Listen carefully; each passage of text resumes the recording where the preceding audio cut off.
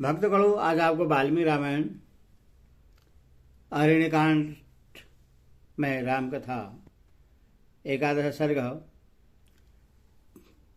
पंचापर तीर्थ एवं मांडकड़ी मुनि की कथा। विभिन्न आश्रम में घूमकर श्री राम आदि का सुदर्शन के आश्रम में आना, वहां कुछ काल तक रहकर उनकी आज्ञा से अगस्त्य के भाई तथा अगस्त्य के आश्रम पर जाना तथा अगस्त्य के प्रभाव का वर्णन, यह कथा आपको सुनाऊंगा। आप उसको ध्यानपूर्वक सुने और इस चैनल को लाइक करें, सब्सक्राइब करें। भगवान राम आपका और आपके परिवार का कल्याण करेंगे। कथा सुनिए। तदनंतर आगे आगे श्री राम चले। बीच में परम सुंदरी सीता चल रही है और उनके पीछे हाथ में धनुष लिए लक्ष्मण चलने लगे।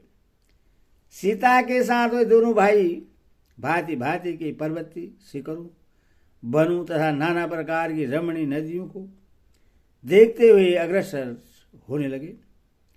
उन्हें देखा कहीं नदियों के तटों पर सारस और चक्रवाक विचर रहे हैं, तो कहीं खिले हुए कमलों और जलचर पक्षियों से युक्त सरोवर शोभा पाते हैं। कहीं चित कबरे मृगयुद्ध बाधे चले जा रहे थे। कहीं बड़े बड़े सींग वाले मद भैंसें तथा बड़े हुए दांत वाले जंगली सुअर और वृक्षों के बैरी दतार हाथी दिखाई देते थे। दूर तक यात्रा तय करने के बाद जब सूर्य अस्तांचल को जाने लगे, तब उन तीनों ने एक साथ देखा, सामने एक बड़ा ही सुंदर तालाब है जिसकी लंबाई चौड़ाई एक एक योजन की जान पड़ती है।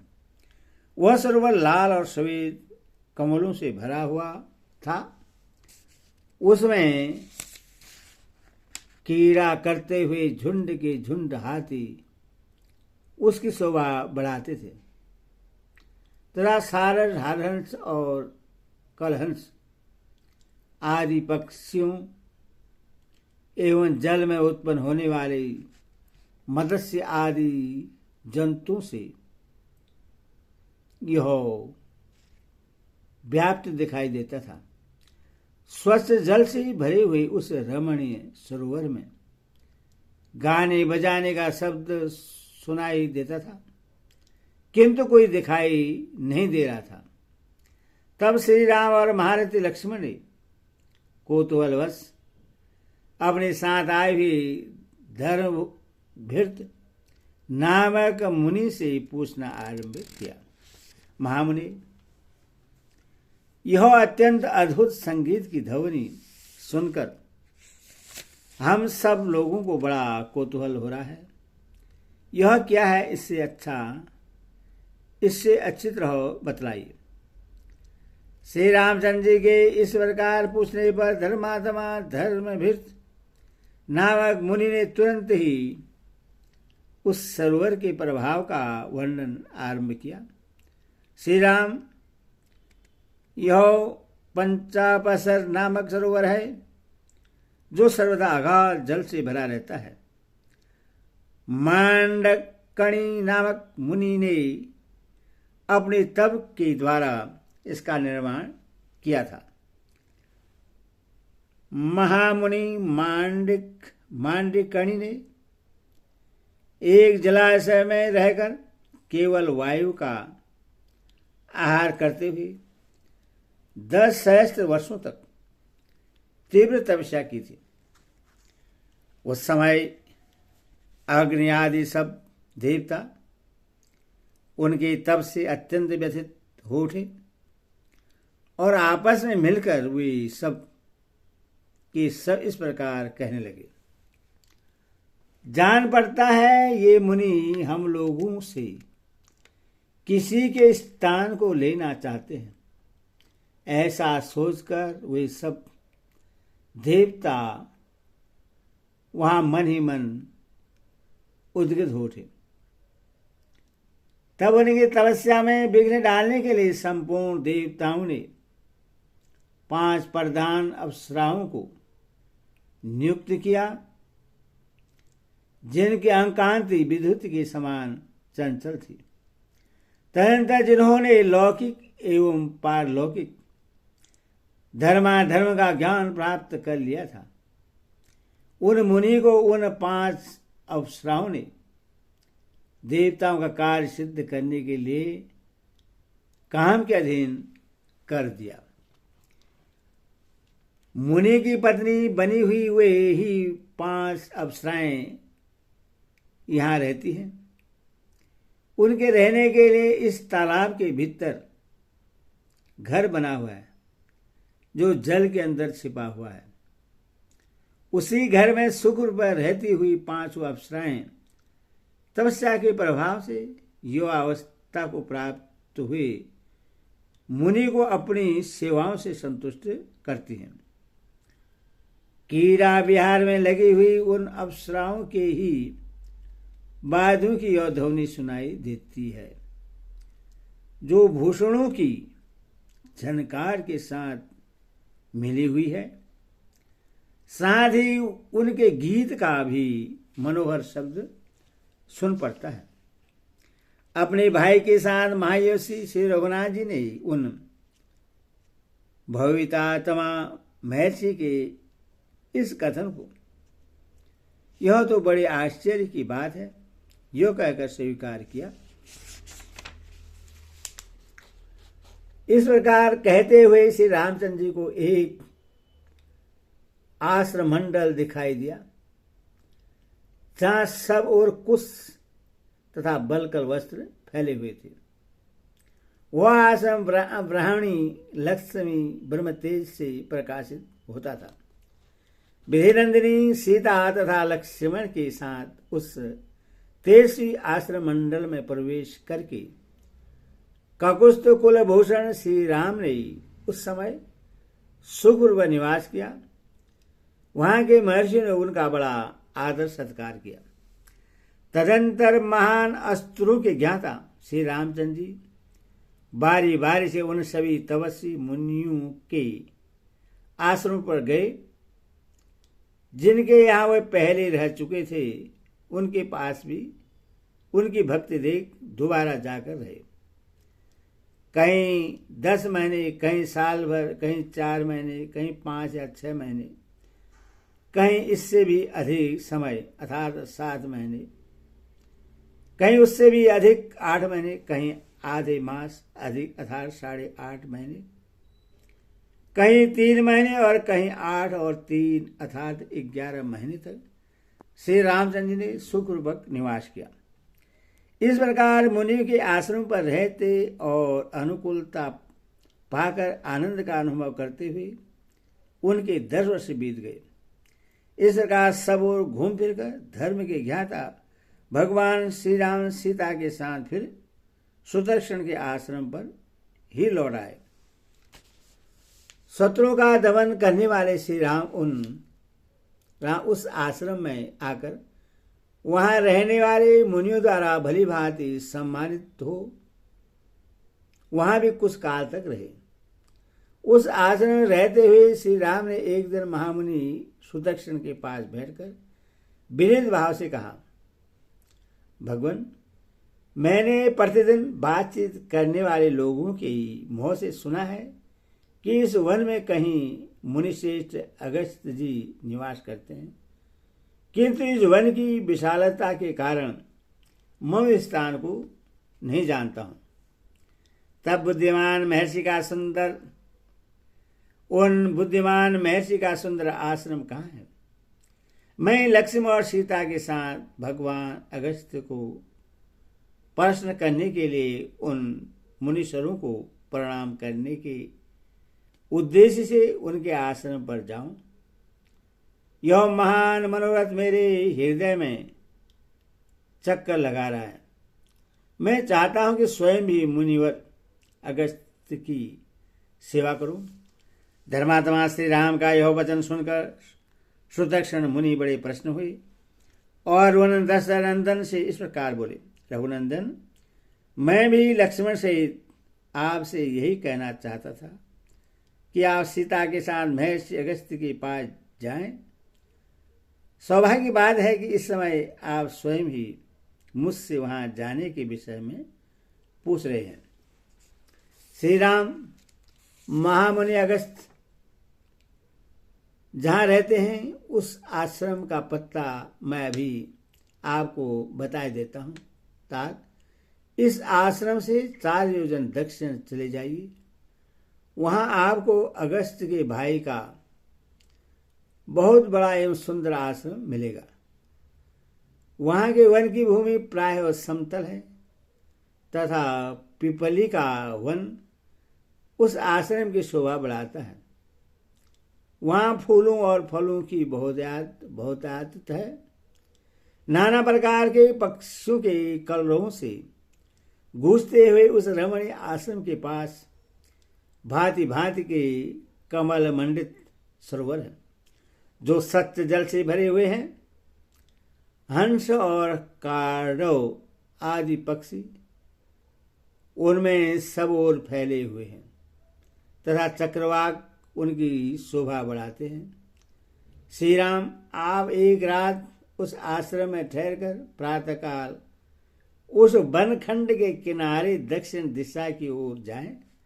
इस प्रकार 1 योजन आगे जाने पर अनेक वृक्षों से शोभित वन के रमणीय भाग में अगस्त्य मुनि का आश्रम मिलेगा। वहां विधिनंदिनी सीता और लक्ष्मण आपके साथ सानंद विचरण करेंगे, क्योंकि बहुसंख्य वृक्षों से सुशोभित वह वन प्रांत बड़ा ही रमणीय है। महामती, यदि आपने महामुनि अगस्त्य के दर्शन का निश्चित विचार कर लिया है तो आज ही यहाँ की यात्रा करने का भी निश्चय करें। मुनि का यह वचन सुनकर भाई सहित श्री रामचंद्र जी ने उन्हें प्रणाम किया और सीता तथा लक्ष्मण के साथ अगस्त्य के आश्रम की ओर चल दिए। मार्ग में मिले हुए विचित्र विचित्र वनु मेघमाला के समान पर्वतमालाओं में सरोवरों और सरिताओं को देखते हुए वो आगे बढ़ते गए। इस प्रकार सुदर्शन के बताए हुए मार्ग से सुखपूर्वक चलते चलते श्री रामचंद्र जी ने अत्यंत हर्ष में भरकर लक्ष्मण से यह बात कही। सुमित्रानंदन, निश्चय ही यह पुण्य कर्म का अनुष्ठान करने वाले महात्मा अगस्त मुनि के भाई का आश्रम दिखाई दे रहा है, क्योंकि सुदर्शन ने जैसा बतलाया था उसके अनुसार इस वन के मार्ग में फूलों और फलों के भार से झुके हुए सहस्त्रों परिचित वृक्ष शोभा पा रहे हैं। इस वन में पकी हुई पीपलियों की यह गंध वायु से प्रेरित होकर सहसा इधर आई है, जिससे कटु रस का उदय हो रहा है। जहां जहां लकड़ियों के ढेर लगे दिखाई देते हैं और बेर्दमणि समान रंग वाले कुछ कटे हुए दृष्टिगोचर होते हैं। यह देखो, जंगल के बीच में आश्रम की अग्नि का धुआं उठता दिखाई दे रहा है, जिसका अग्रभाग काले मेघों के ऊपरी भाग सा प्रतीत होता है। यहाँ के एकांत एवं पवित्र तीर्थ में स्नान करके आए हुए ब्राह्मण स्वयं चुनकर लाए हुए फूलों से देवताओं के लिए पुष्पहार अर्पित करते हैं।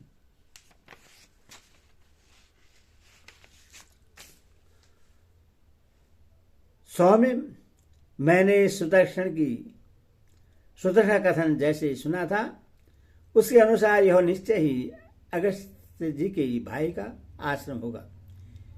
इन्हीं के भाई पुण्यकर्मा अगस्त्य जी ने समस्त लोगों की हित की कामना से मृत्यु स्वरूप वातापी और इलवल का वेगपूर्वक दमन करके इस दक्षिण दिशा को शरण लेने के योग्य बना दिया। एक समय की बात है जहां कुरु स्वभाव वाला वाताबी और इलवल ये दोनों भाई एक साथ रहते थे। ये दोनों महान असुर ब्राह्मण की हत्या करने वाले थे। निर्दयी इलवल ब्राह्मण का रूप धारण करके संस्कृत बोलता हुआ जाता और श्राद्ध के लिए ब्राह्मण को निमंत्रण दे आता था। और मेष जीव शाक का रूप धारण करने वाले अपने भाई वाताबी का संस्कार करके श्राद्ध कल्पोक्त विधि से ब्राह्मणों को खिला देता था। वे ब्राह्मण जब भोजन कर लेते तब इलवल उच्च स्वर से बोलता, वाताबे निकलो। भाई की बात सुनकर वाताबी भेड़ के समान मैं करता हुआ उन ब्राह्मणों के पेट फाड़ फाड़ कर निकल आता था। इस प्रकार इच्छानुसार रूप धारण करने वाले उन मांसभक्षी असुरों ने प्रतिदिन मिलकर सहस्त्रों ब्राह्मणों का विनाश कर डाला। उस समय देवताओं की प्रार्थना से महर्षि अगस्त्य ने श्राद्ध में शाक रूपधारी उस महान असुर को जानबूझकर भक्षण किया। तदनंतर श्राद्ध कर्म संपन्न हो गया। ऐसा कहकर ब्राह्मणों के हाथ में अवने जन का जल दे इलवल ने भाई को संबोधित करके कहा, निकलो। इस प्रकार भाई को पुकारते हुए उस ब्राह्मण घाती असुर ने बुद्धिमान मुनिश्रेष्ठ अगस्त्य ने हंसकर कहा, असुर से बुद्धिमान मुनिश्रेष्ठ अगस्त्य ने हंसकर कहा, जिस जीव शाक रूपधारी तेरे भाई राक्षस को मैंने खाकर पचा लिया वह तो यमलोक में जा पहुंचा है। अब उसमें निकलने की शक्ति नहीं है। भाई की मृत्यु को सूचित करने वाले मुनि के इस वचन को सुनकर उस निशाचर ने क्रोधपूर्वक उन्हें मार डालने का उद्योग आरंभ किया। उसने ज्यों ही द्विजराज अगस्त्य पर धावा किया त्यों ही उद्दीपित तेज वाले उन मुनि ने अपनी अग्नितुल्य दृष्टि से उस राक्षस को दग्ध कर डाला। इस प्रकार उसकी मृत्यु हो गई। ब्राह्मण पर कृपा करके उन्होंने यह दुष्कर कर्म किया था। उन्हीं महर्षि अगस्त्य के भाई का यह आश्रम है जो सरोवर और वन से शोभित हो रहा है। श्री रामचंद्र जी लक्ष्मण के साथ इस प्रकार बातचीत कर रहे थे। इतने में ही सूर्यदेव अस्त हो गए और संध्या का समय हो गया। तब भाई के साथ विधि पूर्वक सायं संध्या उपासना करके श्री राम ने आश्रम में प्रवेश किया और उन महर्षि के चरणों में मस्तक झुकाया। मुनि ने उनका यथावत आदर सत्कार किया। सीता और लक्ष्मण सहित श्री राम वहां फल मूल खाकर एक रात उस आश्रम में रहे।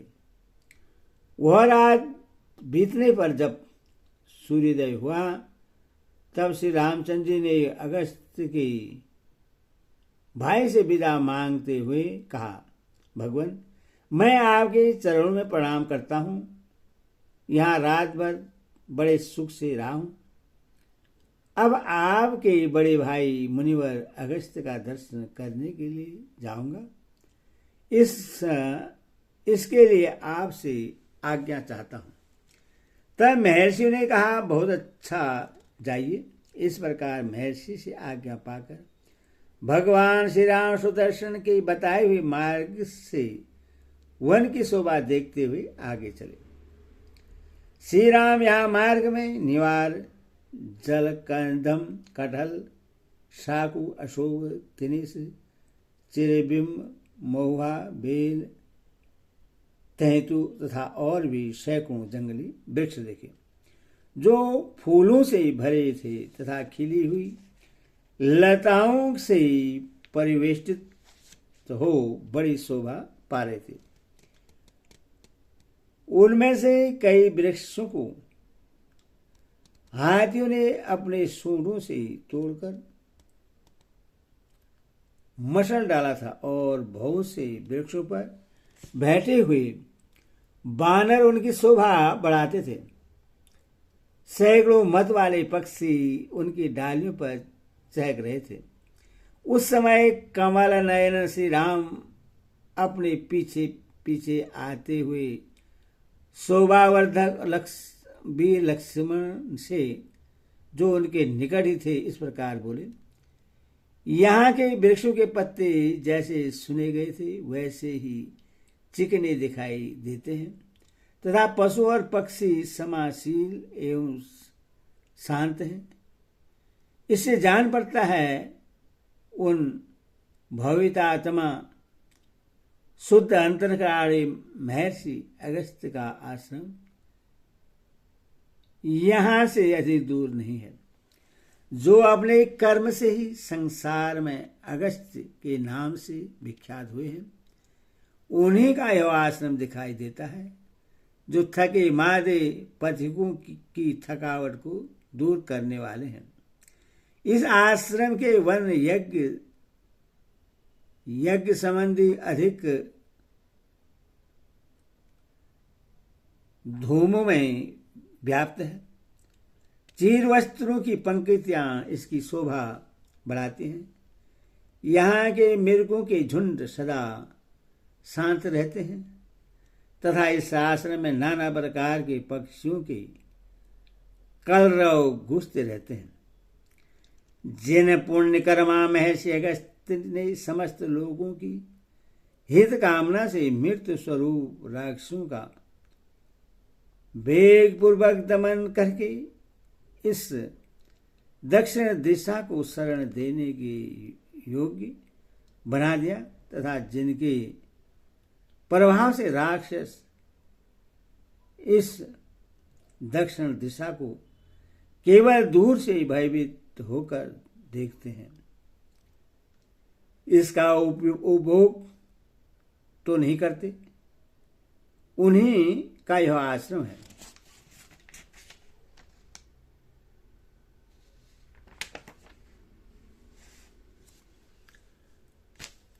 पुण्यकर्मा महर्षि अगस्त ने जब से इस दिशा में पर्यापण किया है, तब से यहाँ के निशाचर बैर रहित और शांत हो गए हैं। भगवान अगस्त की महिमा से इस आश्रम के आसपास निवेरता आदि गुणों के संपादन में समर्थ तथा क्रूरता कर्मा राक्षसों के लिए दुर्जय होने के कारण यह संपूर्ण दिशा नाम से भी तीनों लोगों में दक्षिणा ही कहलाई, इसी नाम से विख्यात हुए तथा इससे अगस्त को दिशा भी कहते हैं। एक बार पर्वत से बिंद सूर्य का मार्ग रोकने के लिए बढ़ा था, किंतु महर्षि अगस्त के कहने से वह नर्म हो गया। तब से आज निरंतर उनके आदेश का पालन करता हुआ वह कभी नहीं बढ़ता। वे दीर्घायु महात्मा हैं। उनका कर्म समुद्र शोधन आदि कार्य तीनों लोगों में विख्यात है। उन्हें अगस्त का यह शोभा संपन्न आश्रम है, जो विदित मृगों से सेवित है। ये महात्मा अगस्त जी संपूर्ण लोगों के द्वारा पूजित तथा सदा सज्जनों के हित में लगे रहने वाले हैं। अपने पास आए हुए हम लोगों को वे अपने आशीर्वाद से कल्याण के भागी बनाएंगे। सेवा करने में समर्थ सौम्य लक्ष्मण, यहाँ रहकर मैं उन महामुनि अगस्त की आराधना करूंगा और वनवास के शेष दिन यहीं रहकर बिताऊंगा। देवता गर्दभ सिद्ध महर्षि यहाँ नियमित आहार करते हुए यहाँ अगस्त मुनि की उपासना करते हैं। ये ऐसे प्रभावशाली मुनि हैं कि इनके आश्रम में कोई झूठ बोलने वाला कुरु शठ निर्शस और अथवा पापाचारी मनुष्य जीवित नहीं रह सकता। यहाँ धर्म की आराधना करने के लिए देवता, यक्ष, नाग तथा पक्षी नियमित आहार करते हुए निवास करते हैं। इस आश्रम पर अपने शरीर को त्याग कर अनेकानेक सिद्ध महात्मा महर्षि नूतन शरीरों के साथ सूर्य तुल्य तेजस्वी विमानों के द्वारा स्वर्गलोक को प्राप्त हुए। यहाँ सत्कर्म परायण प्राणियों द्वारा आराधित हुए। देवता उन्हें यक्षतव, अमृतत्व तथा नाना प्रकार के राज्य प्रदान करते हैं। सुमित्रानंदन, अब हम लोग आश्रम पर आ पहुंचे। तुम पहले प्रवेश करो और महर्षि को सीता के साथ मेरे आगमन की सूचना दो। इस प्रकार वाल्मीकि, अरण्यधारी आदि का भी अरण्यकांड का 11वां सर्ग पूरा हुआ। हरि ओम।